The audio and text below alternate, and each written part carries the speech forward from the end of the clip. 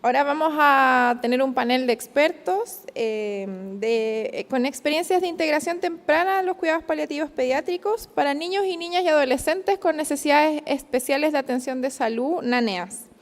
Esta mesa va a estar a cargo del doctor Carlos Valdebenito, pediatra de hospitalización domiciliaria NANEAS del Hospital Clínico San Borja Argarán, y lo acompañarán la doctora Carolina Eresi, médico especialista en neurología pediátrica de la Universidad de Chile, profesora encargada del programa de título de especialistas en neurología pediátrica de la Universidad de Chile y el Hospital Roberto del Río, y participa en el equipo NANEAS del Hospital Roberto del Río, trabajando con enfoque de cuidados paliativos desde su creación en 2014. Bienvenida. También le acompañan la doctora Magdalena Torres, médico cirujano de la Universidad de Concepción, neuróloga infantil de la Universidad de Chile y neuropediatra del Hospital Roberto del Río.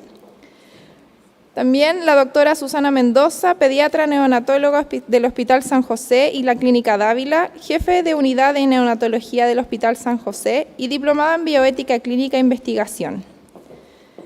También lo acompañan la doctora Carolina Mercado, pediatra del equipo NANEAS del Hospital Padre Hurtado y Clínica Alemana de Santiago y máster en cuidados paliativos pediátricos. Y por último, la doctora Daniela de la Barra, pediatra, residente de la Unidad de Paciente Crítico Pediátrico del Hospital San Juan de Dios, pediatra coordinadora de hospitalización domiciliaria infantil del Hospital San Juan de Dios. Muchas gracias. Bueno, la verdad es que estamos muy contentos de poder estar acá en este minuto porque queremos tratar de consolidar algunos de los conceptos que ya se han ido comentando, ¿verdad? Durante la mañana, después de la presentación de la doctora Bernadán, ¿verdad? Vamos a hacer énfasis en algunas cosas, pero ¿por qué para nosotros es importante discutir este tema? Porque los niños y adolescentes con necesidades especiales de atención en salud son un grupo, una población muy numerosa, estamos hablando entre un 13 a 18% de la población, que es muy heterogénea, y que, como bien se ha mencionado, no todos van a requerir de cuidados paliativos, sino que más bien de un enfoque rehabilitador. Sin embargo, muchos de ellos tienen condiciones que amenazan la vida desde el diagnóstico. Y una de las grandes dificultades que se han presentado es cómo se integra esto en relación a las subespecialidades y a los equipos que trabajan con los NANEAS. Entonces, vamos a partir consultando desde cuándo ¿creen ustedes que es importante, cierto, que se involucre en la atención desde el enfoque, digamos, de pediatras y también de subespecialistas, que es algo que es muy interesante poder discutirlo? Pasarles el micrófono. Sí.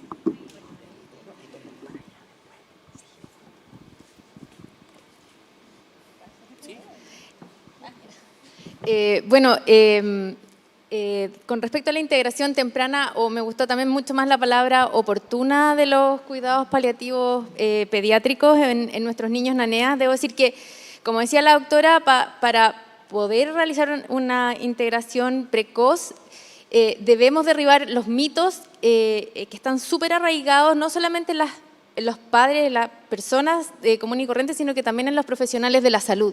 Creo que ahí está el ítem fundamental para poder hacer una derivación oportuna, que a veces cuando hablamos de que en el momento del diagnóstico nos pasa también con nuestros pacientes que muchas veces no tenemos un diagnóstico y por lo tanto eso también a veces retrasa la integración de los cuidados paliativos y no debiera hacerlo.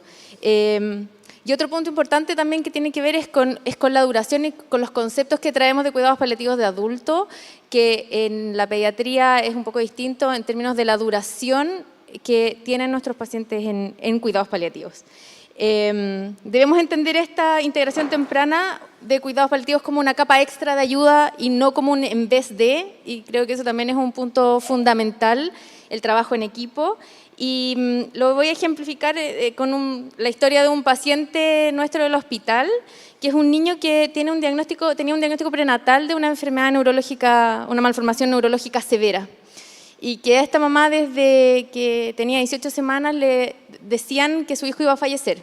Entonces su hijo iba a fallecer a las 18 semanas, iba a fallecer a las 20, iba a fallecer a las 30 y finalmente este niño nace. De hecho, indujeron el parto precozmente pensando en que este niño iba a fallecer. Venía recién saliendo la ley de aborto terapéutico, este niño caía en la ley porque tenía originalmente una anencefalia. Este niño nace y sobrevive. Y yo lo conocí cuando él tenía 2 o 3 meses de vida, ingresó al programa Naneas del hospital y la mamá, lo que más recuerdo de esta madre es que no dormía, porque una persona muy bien intencionada le dijo que no se preocupara porque él iba a fallecer en el sueño. Que no le iba, como que mi sensación es que esta persona le había dicho eso con la intención de que este niño no iba a sufrir. Pero esta mamá, como le dijeron eso, le velaba el sueño toda la noche, todo el día y no dormía. Y empezamos a trabajar con esta mamá en todos esos aspectos, en que en el fondo tenía este niño que tenía que morirse y que no se moría, entonces no le poníamos vacuna, no lo llevaba al consultorio, no hacía nada. Y si bien fue una derivación relativamente precoz, pensando y conociendo después más sobre el tema, creo que la derivación prenatal habría sido lo más oportuno y entonces ahí es donde tenemos que trabajar en la derivación cada vez más precoz y más oportuna. Entonces, también creo que a raíz de esto es importante cómo se nos presenta como equipo de cuidados paliativos. Creo que también ahí está tomándome un poco de los mitos del equipo médico y entonces cómo estos mitos interfieren en cómo se nos presenta como equipo es muy importante. Cómo queremos ser presentados creo que debiera ser una de las cosas que tenemos que trabajar en nuestros hospitales y en nuestros equipos de salud. De acuerdo, sí, muchas gracias. Como ejemplificando en el fondo el tema de colorear, ¿verdad?, la vida más que esperar solo la muerte, ¿verdad?, sino que tratar de darle vida efectivamente a lo que dure, segundos, días, semanas, meses o años. A doctora Mendoza, que ella trabaja en neonatología, que creo que se ha logrado transmitir el mensaje, ¿verdad?, de que es muy importante el trabajo de los paliativos ahí, pero preguntarle cómo ha sido su experiencia y en el fondo cómo ella considera de relevante, ¿verdad?, el trabajo de paliativos en neo.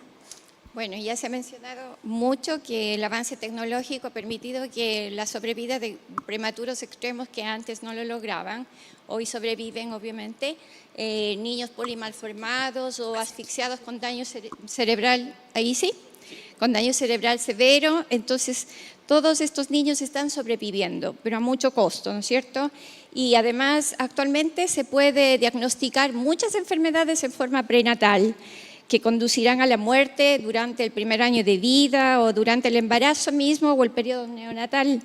Entonces, es importante que todos los equipos médicos conozcan estas condiciones, estos antecedentes y se preparen, nos preparemos como equipo de salud para recibir a este niño y apoyar a su madre y familia. Pero, ¿qué sucede con esta madre o familia que esperaba este niño en un momento que el embarazo generalmente es un momento de alegría y se transforma en un proceso doloroso porque viene con una patología y muchas veces no saben cómo afrontarlo y menos poder apoyarse con un equipo sanitario especializados en los cuidados al final de la vida? Estos cuidados parecen estar bien establecidos, como habíamos conversado durante la mañana también, con los adultos o con pacientes oncológicos. Pero ¿qué sucede con el resto de pacientes, cierto? Como bien decía el doctor Martino en la mañana, nadie espera que un niño muera y menos en el periodo neonatal. Así que excepcionalmente se ofrecen cuidados paliativos durante el embarazo, pero está recomendado tanto por la Academia de Obstetricia como la Sociedad Americana de Pediatría que esto sea conducido desde el prenatal, ¿cierto? Que esta madre pueda tener conocimiento de que tiene opciones, cuáles son los riesgos de una u otra opción y poder tomar ella sus decisiones, respetar la autonomía y la libertad de elección que pueda tener esta madre. Entonces aquí llegamos al campo de los cuidados paliativos con la finalidad de prevenir el sufrimiento de este binomio y su familia, buscando promover la mejor calidad de vida posible para estos fetos o recién nacidos con enfermedades limitantes o amenazantes de la vida y la de sus familias. Yo puedo mencionar que en mi hospital, que es el Hospital San José, el servicio público, tenemos el equipo de Chile Crece, donde contamos con profesionales que pueden hacer este trabajo. Como bien tú mencionabas en la mañana, hay pocos hospitales que hacen cuidados perinatales, cuidados paliativos perinatales. Creo que tengo la suerte de trabajar en uno de ellos, que nos ayuda a trabajar en forma coordinada con nosotros. Y obviamente muchas veces a nosotros los neonatólogos nos toca aclarar sus dudas, especificar cómo va a ser el nacimiento de ese niño, cuáles son las condiciones que posiblemente muera de inmediato o no. Entonces ahí ir preparando a estos padres para lo que se viene. Y es necesario entonces, si este niño, por ejemplo, como tú comentabas con tu caso, no muere de inmediato, es necesario que nosotros continuemos con este cuidado.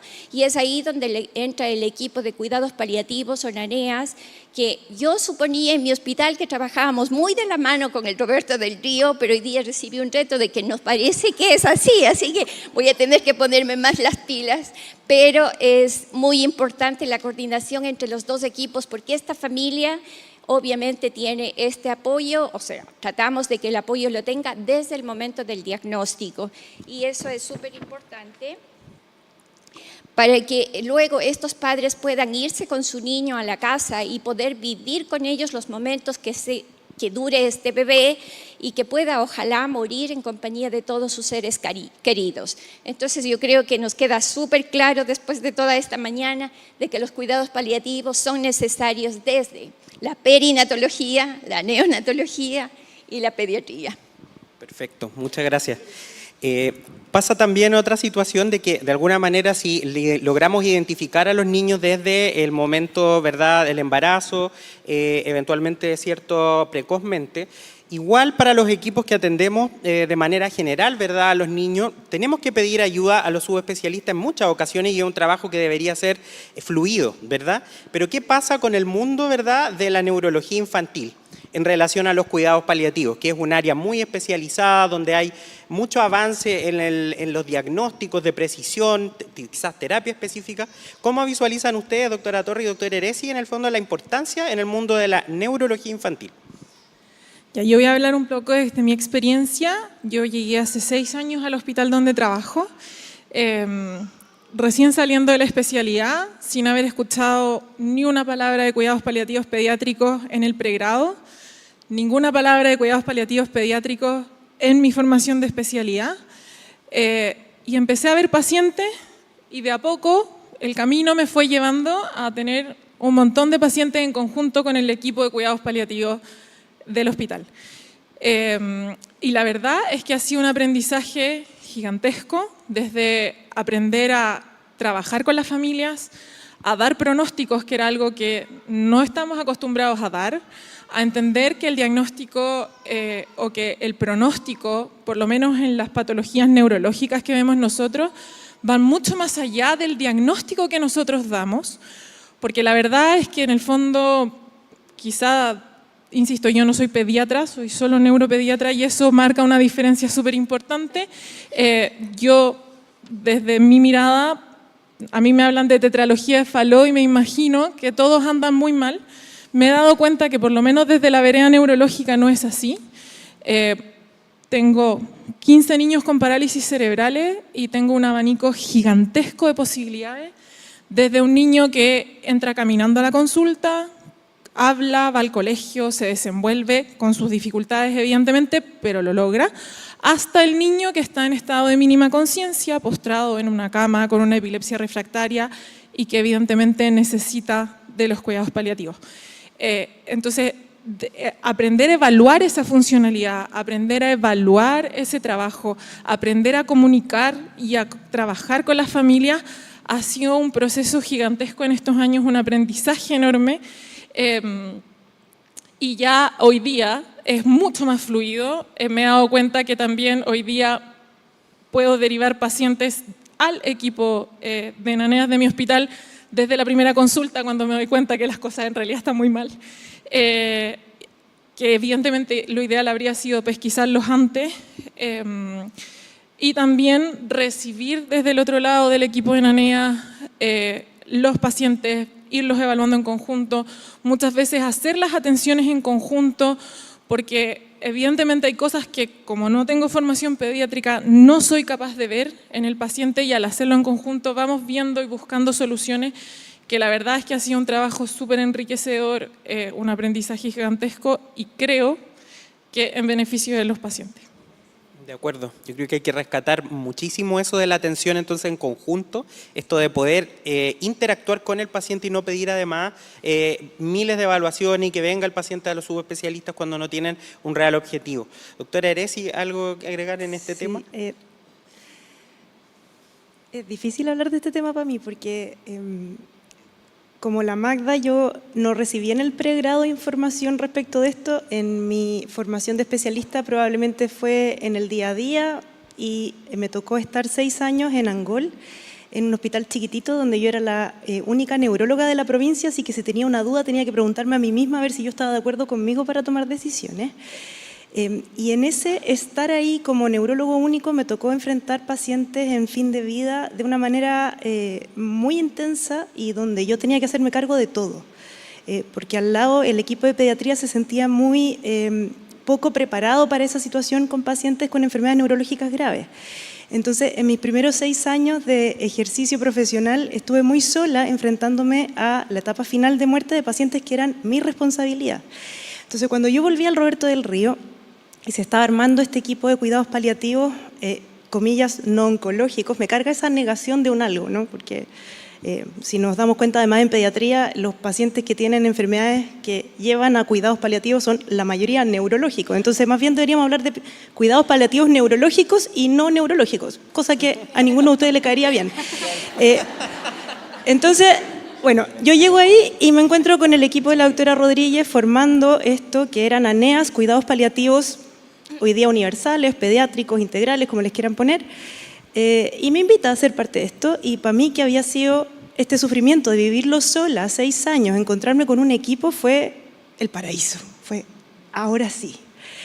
Entonces, lo que yo les quiero convencer en estos 2 minutos que me tocan a mí es que la unidad de cuidados paliativos pediátricos, además de un pediatra, de una enfermera y de una psicóloga, y idealmente trabajador social dedicado a esto, ¿cierto?, también debería tener un neurólogo.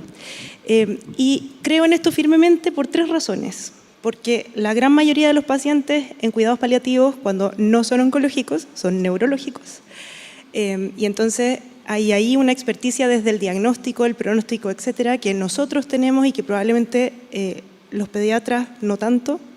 Así que ahí somos parte integrante de la situación. La segunda razón es porque los otros niños, los no neurológicos, la gran mayoría de los síntomas que tienen también son neurológicos. Entonces tenemos que manejar el insomnio, manejar la agitación, manejar las crisis epilépticas. Y eso, el manejo sintomático de síntomas neurológicos en niños en cuidados paliativos, en cuidados de fin de vida, ha significado un montón de preguntas que la doctora Rodríguez me hace de vez en cuando y que no están en los libros. Se necesitan soluciones creativas y se necesita saber de neurología también para aquellos niños que originalmente no tienen un diagnóstico neurológico. Así que esa es la segunda razón por la que creo que tiene que haber un neurólogo en el equipo. Y la tercera tiene que ver con algo que la doctora acaba de mencionar, que es la toma de decisiones. Nosotros trabajamos con niños, muchos de ellos no tienen capacidad cognitiva para tomar decisiones, pero otros sí. Y resulta que hay niños de 6 años que son capaces de tomar decisiones y hay niños de 16 años que no son capaces de tomar decisiones. Entonces, la capacidad de tomar decisiones no depende de la edad y tampoco depende tanto del diagnóstico. Como decía la Magda, un niño con parálisis cerebral que tiene en realidad una hemiparesia y que tiene un nivel cognitivo completamente normal, a los 14 años puede tomar decisiones, aunque diga parálisis cerebral su libreta. Entonces creo que en la definición de qué tan preparado está este niño desde el punto de vista cognitivo y emocional para poder participar de la toma de decisiones al final de su vida, creo que también son muy importantes.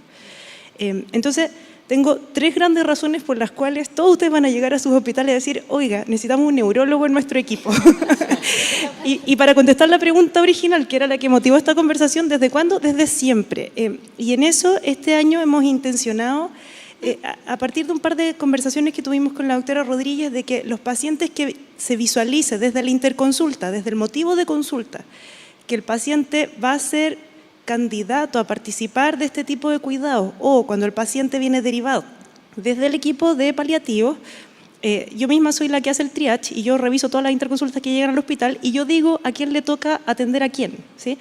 Entonces, en este año hemos estado intencionando que esos pacientes o los vea la Magda o los vea yo, de manera de que hagamos esta red de cuidados desde el principio, aunque el paciente no esté en los últimos meses o en el último año, sino que desde que llega al hospital esté con este equipo para que se mantenga esta continuidad de los cuidados con la mirada de cuidados paliativos desde lo más pronto posible. No sé si eso es oportuno, pero estamos trabajando para eso. Perfecto, muchas gracias.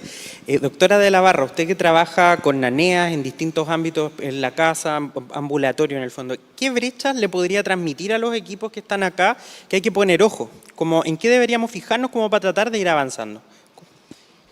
Hola a todos. Bueno, para responder a esta pregunta, nosotros antes nos juntamos, estuvimos conversando y yo también me dediqué a preguntarle a mis colegas que trabajan conmigo en el hospital qué es lo que ellos ven desde afuera. Y llegamos a las siguientes conclusiones. Bueno, primero que nada, capacitación del personal. Ya lo han dicho antes acá, pero hay mucho tabú dentro de los mismos equipos de la salud con respecto a lo que es cuidados paliativos. Y las personas que finalmente se van a dedicar a trabajar con estos pacientes deben tener una capacitación. También lo nombraron antes, pero es que es muy importante, es el concepto que tiene la ciudadanía general con respecto a lo que es cuidados paliativos. Porque el concepto que tiene la gente es, no le van a hacer nada más, se va a morir, ya nadie se va a preocupar de mi hijo, de mi familiar. Esto es a todo nivel, o sea, no solo pediátrico, también de adulto. Va a quedar botado en la casa, a nadie le importa. De hecho, yo les comenté a ustedes que a mí una vez una mamá me dijo literalmente, doctora, desahuciaron a mi hijo. Ese era el concepto que ella tenía de cuidados paliativos y fue como un balde de agua fría porque en verdad es como, no mamá, no es eso. Entonces falta mucha difusión, mucha educación a la población general. La formación de equipos multidisciplinarios, que lo hemos repetido toda la mañana, pero es muy importante porque el paciente tiene que ser abordado de manera holística, integral, en todas sus dimensiones. Entonces, no es solo pega para los que no son chilenos, es trabajo, no es solo trabajo de enfermería y médico, sino que también tiene que haber psicólogo, trabajador social, los niños que son más grandes y que tienen cierto grado de independencia, tiene que haber un terapeuta ocupacional, kinesiólogo, para ayudarlo a mantener su autonomía, sus actividades de la vida diaria. Otra brecha importante es las brechas de las canastas. Como todos sabemos, cuidados paliativos oncológicos tiene canastas específicas tanto de insumos como de medicamentos que en cuidados paliativos no oncológicos no existen. Y esto genera mucha dificultad en el manejo ambulatorio de los pacientes y es por eso que históricamente e incluso el día de hoy, muchos de los pacientes que están como en cuidados de final de vida terminan falleciendo en el hospital, en una hospitalización tradicional. Y eso es por la brecha que hay en el acceso a medicamentos que se puedan usar en forma ambulatoria. Y otra cosa que es muy importante es la comunicación entre los distintos subespecialistas, porque son pacientes súper complejos, que lo ven por lo menos mínimo 5 subespecialistas, el neurólogo, el endocrino, nutrición, bronco. Entonces, lo que yo decía, uno no puede separar al paciente por mitades. El paciente de la parte neurológica está aquí, de la parte bronco está acá. No, es todo el paciente. Entonces, tiene que haber un médico de cabecera, que en este caso tiene que ser el naneólogo o naneóloga, que logre tomar a este paciente en su conjunto, ver cómo está en todos sus sistemas, digamos, y que logre tener una visión general del paciente. Y obviamente la comunicación entre todos. Cada cierto tiempo yo creo que hay que juntarse a hacer una reunión multidisciplinaria y discutir a los pacientes. Eso es lo que principalmente hemos observado. A doctora Mendoza preguntarle, porque en realidad, en relación, ¿verdad?, que la atención parte muchas veces desde los equipos de naneas que identifican la necesidad. No todos los naneas van a requerir cuidados paliativos, pero sí un porcentaje, ¿ya? Y cómo el lenguaje que vamos utilizando, ¿verdad?, en nuestro quehacer puede crear realidades. ¿Qué relevancia le da a usted desde la NEO y en todo el proceso de atención a cómo nos comunicamos, ¿verdad?, en relación a los cuidados paliativos? Sí, yo creo que es básica la comunicación, y eso no solamente la comunicación de cómo les decimos a los padres en qué condiciones está y a dónde vamos, ¿cierto?, con cuidados paliativos, etcétera, pero desde el equipo, porque como tú mencionabas, es súper importante. A mí me pasa mucho en NEO de que llega el cardiólogo, por ejemplo, y dice, el corazón está perfecto, y sale y le dice a la madre, el corazón está perfecto, por ejemplo, con alguna cirugía, un dispositivo, yo qué sé, y después se agarra una neumonía y fallece. Entonces, eso, claro, la mamá luego le dice a uno, pero doctora, si a mí me dijo que estaba todo perfecto. Dije, sí, estaba el dispositivo perfecto en el corazón, pero como tú decías, el niño es integral. Entonces, partiendo la comunicación entre los equipos, entre nosotros mismos, que somos equipo sanitario, y después de eso, cómo comunicamos estas novedades, estas decisiones a los padres. El nunca usar, no se va a hacer, no esto, no el otro, porque ellos van a sentir que dejamos de hacer, que vamos a abandonar, como bien nos pueden decir varias veces, pensar ellos que está abandonado el paciente, pero no es así. Deberíamos decir, vamos a darle la terapia que corresponde en este momento, qué es lo mejor que necesita su hijo, vamos a cuidar de que no sufra, cosa de que ellos también vayan tomando conciencia en qué situación nos encontramos y así es más fácil el manejo. Creo que la comunicación y el saber decir las noticias es súper importante. Alguien ya dijo en alguna charla cómo comunicamos las noticias. Perfecto. Y en honor al tiempo, pedirle a doctora de la Barra si nos puede contar alguno de los casos que ha tenido, si ha podido profundizarse este modelo del cuidado paliativo en integración con NANEAS.